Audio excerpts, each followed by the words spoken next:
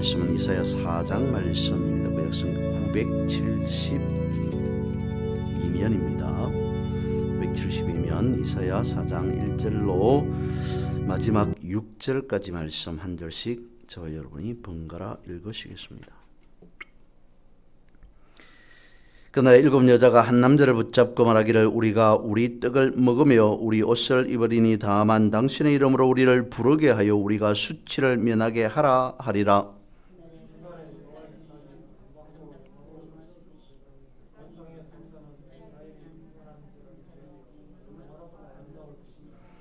시온에 남아있는 자, 예루살렘에 머물러 있는 자, 곧 예루살렘 안에 생존한 자 중 기록된 모든 사람은 거룩하다 칭함을 얻으리니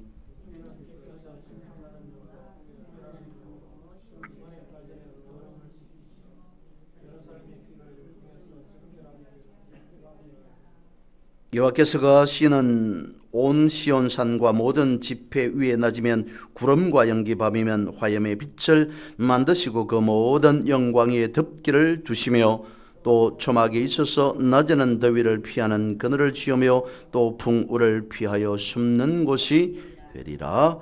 아멘. 구약의 대부분의 상황 말씀이 그렇듯이 오늘 본문이 있는 이 이사야 4장 바로 앞에 3장의 모습 또한 비참하다라고 할 수 있습니다. 그러한 상황들을, 정황들을 오늘 본문에 있는 이사야 4장 앞에서 말씀하고 있습니다. 그랬습니다. 상황은 사회 질서가 무너져 버렸습니다. 사람들의 교만과 허영으로 가득 차서 저들은 그야말로 하나님 앞에 수치를 당할 수밖에 없는 그런 처지에 있습니다. 한마디로 말하면 하나님 앞에 범죄하였습니다. 죄를 지었습니다. 그게 한두 번으로서 끝나는 것이 아니고 계속 이어지고 또 이어집니다. 어떻게 되어집니까? 구약에서 말씀하시죠. 하나님께서 말씀하십니다. 결국 저들은, 이스라엘 백성들은 심판을 받을 수밖에 없다라고 되어지죠. 본문의 상황 자체가 그렇게 되어져 있더라는 것입니다. 그런데 하나님은 말씀합니다. 심판이 결코 종말이 아니다. 끝나는 마지막을 의미하는 것이 아니다 라고 성경은 말씀하고 있습니다. 3장에 이어서 본문의 말씀인 4장 말씀은 짧게 6절로 이어져 있습니다마는 그 가운데 있어 오늘 제목에 단 것과 같이 이사야 4장은 잿더미 속에서 피어나는 그야말로 한 줄기 빛을 비추고 있습니다. 4장은 심판의 참혹한 결과를 확인시켜 주고 있습니다. 그러고 난 다음에 하나님께서 이스라엘 백성들을 어떻게 하시는가? 저들을 정결케 하시고 그리고 회복시킬 것을 제시해 줍니다. 저들에게. 그리고 역시 오늘 우리에게 그것을 말씀해 주신다는 것이죠. 그래서 내용을 살펴보면 그렇습니다. 먼저 첫 번째 1절 말씀에 보면 비참한 상황에 대한 결말을 말씀하고 있습니다. 비극적인 현실을 묘사하면서 오늘 본문인 이사야 4장 1절은 시작하고 있습니다. 1절을 제가 다시 읽습니다. 그날에 일곱 여자가 한 남자를 붙잡고 말하기를 우리가 우리의 떡을 먹으며 우리의 옷을 입으리니 다만 당신의 이름으로 우리를 부르게 하여 우리가 수치를 면하게 하라 하리라. 일곱 여자가 한 남자를 붙잡고 무엇인가를 말하고 있다, 내지는 애원하고 있다라고 하는 그 말은 이런 의미가 되어집니다. 전쟁이 났습니다. 전투에 나갔던 모든 전사들이, 그러니까 남자들이 다 죽게 되었습니다. 남아있는 사람이라고는 여인들 뿐입니다. 그러면 그 나라는 어떻게 되어지겠습니까? 일단은 먼저 생계에 대한 경제적인 궁핍이 오겠죠. 그리고 구약 시대에서 특히 여인이 결혼하여서 가정을 이루지 못한다면 이것은 또 다른 문제의 거리가 되어진다라고 여기던 시대였습니다. 그러니까 여인이 출산을 하지 못한다, 아이를 낳지 못한다라고 하는 것이 수치라고 여기던 그런 시대였습니다. 아이를 낳지 못하는 그런 수치로 여기고 그런 여인은 평생 죄인처럼 살아가게 되어졌던 그런 시대가 구약 시대였습니다. 1절 말씀이 그걸 말해주고 있는 것이죠. 절박한 상황, 그 가운데에 여인들만 남아서 무엇을 어떻게 할 줄도 모르는 상황 가운데 있어 성비의 불균형이 생기게 되었습니다. 여인들이 무엇을 어떻게 하겠습니까? 여러모로 제약을 받을 수밖에 없는 그런 것을 1절은 말씀해 주고 있습니다. 두 번째로 2절에서 소망의 약속 그리고 여호와의 싹에 대해서 말씀합니다. 역시 2절을 읽습니다. 그날의 여호와의 싹이 아름답고 영화로울 것이요 그 땅에 솟아는 이스라엘의 피난한 자를 위하여 영화롭고 아름다울 것이다 라고 말씀하고 있습니다. 심판의 그날이 지나간 후에는 새로운 날이 오게 되어진다라고 말씀하고 있는데 이 새로운 날의 중심에는 무엇이 있냐면 여호와의 싹이 있다는 것입니다. 본문에서 그것을 말씀하고 있습니다. 싹이라고 하는 것은 죽은 것 같은 땅에서 돋아나는 새로운 생명을 상징하고 있습니다. 다시 제목을 말씀을 드립니다. 잿더미 속에서의 소망을 오늘 본문 2절에서는 말씀하고 있다는 것이죠. 미국 일간지에 보도된 사건이다라고 이야기를 하는데요. 다수의 유산 이야기가 있는 것 같기도 합니다. 어느 한 남자가 항해를 하다가 난파가 되었습니다. 가까스로 살았는데 아무도 살지 않는 무인도에 도착을 했습니다. 난파당하고 그것도 무인도에 혼자 있으니 살아갈 것이 막막합니다. 겨우겨우 아무것도 없는 상황 가운데 있어 하루 이틀 그것도 희망이 없는 그런 상황 가운데 있어 버티듯이 살아갑니다. 허접하나마 작은 오두막 집을 하나 지었습니다. 하루하루 여기저기 다니면서 먹을 것을 구하러 다니던 그 어느 날 밤에 그날도 먹을 것을 겨우 구하고 이제 집으로 오두막 집으로 돌아오고 있는데 그가 살고 있던 오두막 집이 불이 나버렸다는 것입니다. 그야말로 이제는 아무것도 없습니다. 몸 하나 운신할 수 있는 그 안에 그간 자기가 먹고 살아갈 수 있는 몇몇 무엇이든 마련해 두었겠죠. 그런데 그것마저도 불타버렸습니다. 아무것도 남지 않았습니다. 그야말로 잿더미가 되어버렸습니다. 무엇인가 희망을 갖고 하루하루 살아가면서 언젠가는 구조되어지겠지, 언젠가는 다시 내가 살던 곳으로 고향으로 돌아갈 수 있겠지라고 하는 그 희망에 끈을 붙잡고 살아가고 있었는데 그마저도 없어져 버렸으니 오죽했겠습니까? 그런 낙심의 절망의 밤을 보냅니다. 그리고 새벽이 되고 이른 아침이 되었습니다. 놀라운 일이 벌어졌습니다. 배 한 척이 자기가 살고 있던 그 남자가 살고 있던 무인도로 왔던 것이죠. 그리고 남자는 놀라서 물어봅니다. 어떻게 해서 여기까지 오게 되었습니까? 당신 덕분에 제가 살게 되었습니다. 라고 하자 배를 타고 왔던 그 순장이 말을 합니다. 간밤에 신호를 보냈던 그 불을 보고 제가 여기까지 오게 되었습니다. 라고 이야기를 합니다. 반전이 일어났던 것이죠. 그것이 한 사람에게 무인도에 빠져있던 한 남자에게 엄청난 기적이 되었다는 것입니다. 오늘 본문에서 그날이 가지고 있는 것은 심판입니다. 심판이라고 하는 것은 그 말의 의미 자체가 좋은 의미는 아니죠. 모든 게 끝나버렸다는 겁니다.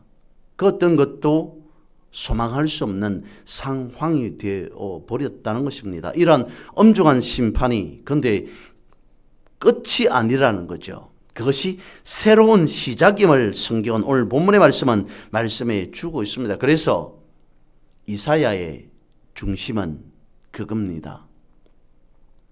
희망 중에서도 시작이라는 것입니다. 그리고 새 일이라는 것이죠. 태초에 하나님께서 천지를 창조하면서 모든 것을 시작하셨다면 이제 이사야서에서 와서는 새로운 시작을 알리긴 알리되 그것이 무엇이냐면 절망의 끝에서 새롭게 시작함을 선포하고 있다라고 하는 것입니다. 그러면 성경은 이사야에서만 그런 새로운 시작, 새 일 이런 것들을 말씀하고 있는 것일까요? 그렇지 않습니다.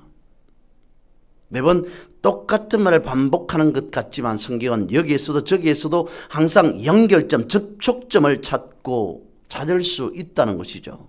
다름 아닌 사도 바울도 그렇게 보고 있었습니다. 그런 삶을 살아갔고 그리고 그것을 하나님의 말씀으로 기록해 놓았다는 것이죠. 성경 말씀하고 있습니다. 육신의 매인 옛사람에서 우리는 하나님의 사람으로 새 사람으로 거듭났다라고 말씀을 하고 있습니다. 옛사람이라고 하는 것을 오늘 본문에 비교해 본다면 절망의 끝에 선 사람이라고 볼 수 있겠죠. 그런데 그 옛사람이 다시 새 사람이 되었다라고 성경은 우리에게 가르쳐 주고 있습니다. 절망의 끝에서 모든 것이 심판이 되었기에 모든 것이 끝났다고 생각되어지면 그것이 진정한 끝이 아니라 그것을 결과로 그것을 내지는 발판으로 다시 도약하는 새로운 시작, 그것을 발판으로 다시 거듭나는 새로운 사람을 성경은 말씀하고 있다는 것이죠. 물론 이것은 이미 2000년 전에 예수님께서 오셔서 새로운 시작을 선포하셨습니다. 새로운 것이 시작되었습니다. 이렇게 본다면 성경은 항상 끊임없이 새로운 삶을 말씀하고 있다라고 하겠습니다. 그것이 구약의 관점에서 이스라엘의 종말이라고 보든지 아니면 구약의 끝이라고 보든지 아니면 세상의 종말이라고 하든지 간에 상관없이 성경은 늘 언제나 새로움을 향한 말씀이다라고 하는 것입니다. 이 시작이 인간의 힘과 영광이 모두 사라져버린 바로 그 자리에서 하나님께서 직접 일으키시는 새로운 생명, 새로운 소망의 근원이라는 것이죠. 그런데 오늘 본문의 말씀의 중심은 이것이지 않을까 싶습니다. 이러한 새로운 생명, 새로운 소망의 근원이 모두를 위한 것이 아니다라고 하는 것입니다. 그것을 본문의 말씀 2절은 말씀하고 있습니다. 그 땅에 솟아난 이스라엘의 피난한 자라고 되어 있습니다. 심판을 통과한 피난한 자를 위한 것이라는 것이죠. 다르게 말씀을 드리면 남은 자를 위한 것이다 라고 본문은 말씀하고 있습니다. 여기에서 피난한 자, 남은 자라고 하는 것은 지명되어 부름받은 선택된 자라고 볼 수 있습니다. 그러니까 하나님의 심판은 전멸이 목적이 아니라 하나님의 백성들을 정결하게 하여서 남은 자를 만드시겠다는 것이죠. 피난한 자를 만드시겠다는 것입니다. 지명하여 부름받은 선택된 자를 하나님께서 지명하신다는 것입니다.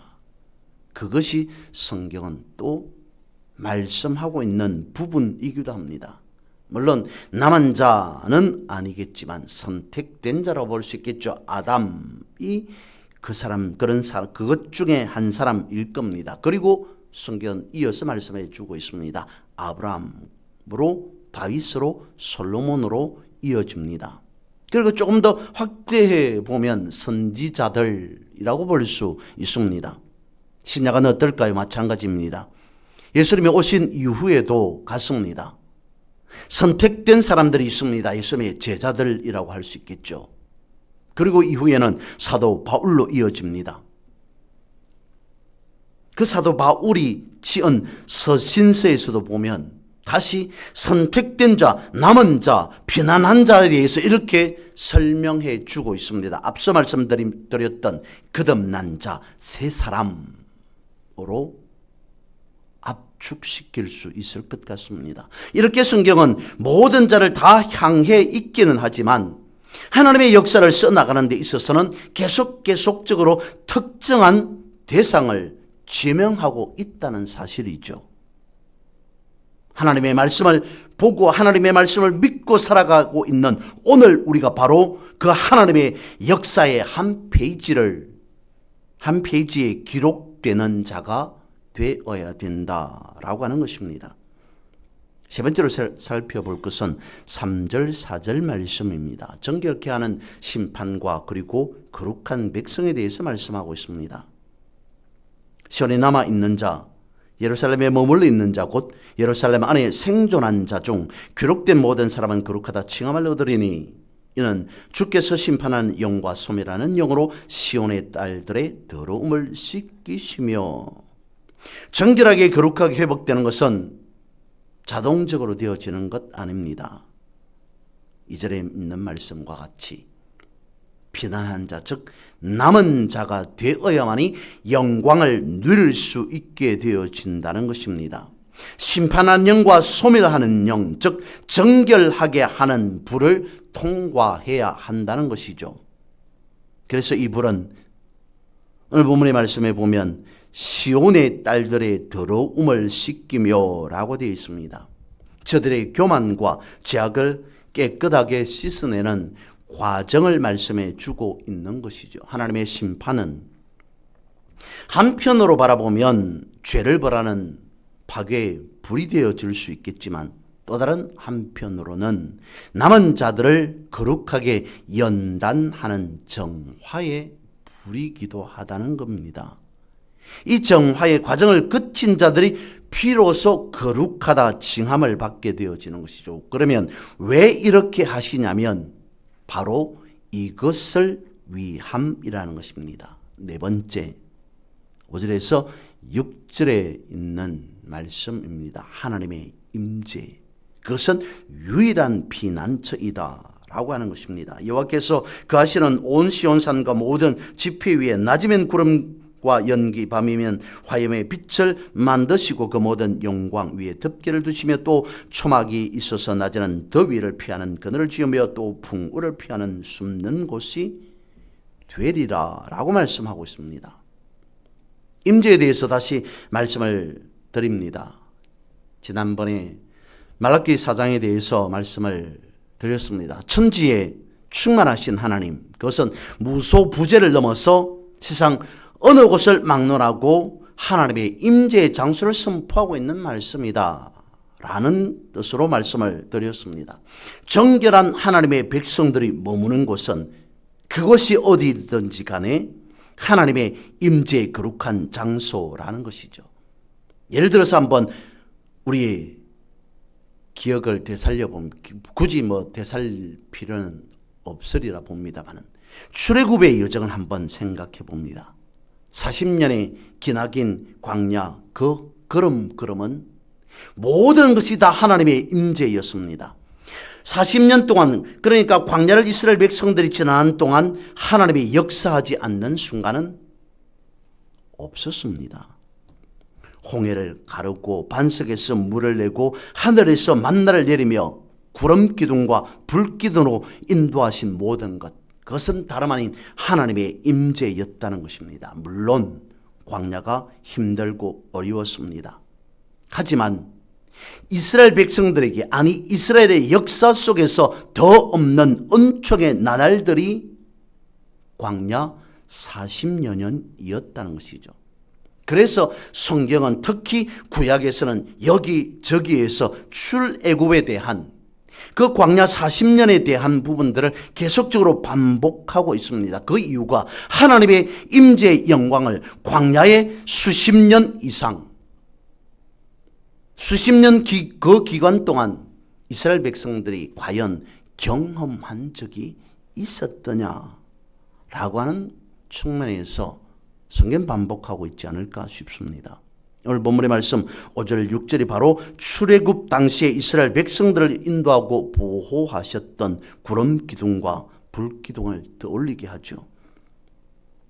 이는 하나님께서 과거와 같이 늘 언제나 하나님의 정결한 백성들과 친밀하게 함께 하시면서 그들을 완벽하게 보호하시겠다는 약속의 말씀, 선포의 말씀이 되어지는 것입니다. 무엇을 어떻게 하는, 세상이 줄 수 없는 진정한 안식과 안전, 모든 풍파를 막아주는 유일한 피난처는 오직 하나님의 영광의 임재뿐이다 라고 하는 것을 본문은 말씀해 주고 있는 것이죠. 이사야 4장은 우리에게 분명한 또 다른 하나의 메시지를 던져주고 있습니다.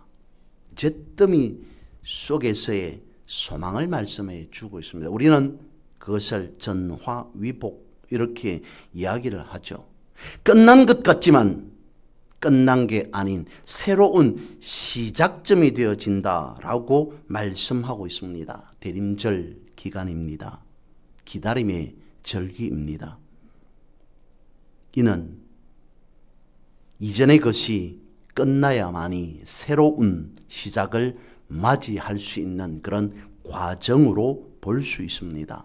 이 대림절 기간 우리가 해야 할 것이 있다면, 우리가 해야 할 일이 있다면 무엇을 버려야 하는가, 무엇을 내려놓아야 하는가, 그런 것들을 살펴보면서 단지 내가 이것을 내려놓지 못했구나, 이것을 버리지 못했구나 라고 하는 생각에서 그쳐지는 것이 아니라 내려놓아야 할, 버려야 할 것들과의 결별이 있어야만이 주님이 내 심령 가운데, 내 삶 가운데에서 새롭게 탄생하셨구나 라고 하는 새로운 시작을 맞이할 수 있다라고 하는 것입니다.